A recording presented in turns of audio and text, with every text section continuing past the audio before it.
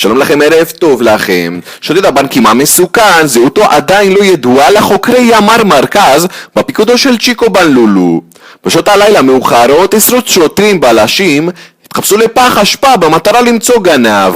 בימ"ר מרכז מחפשים אחר כל קצה חוט במטרה לעצור שודד לפני שיכה שוב בבנק.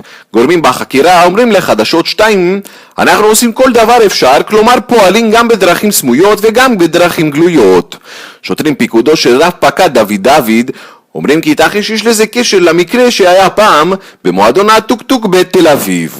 כמו כן נמסר לנו מפי מקורות כי פעם הזאת מדובר במקרה חמור ואף יוצא מגדר הרגיל. גורמים אחרים אומרים כי זה שודד ששדד מסוכן שלא בוחל באמצעים.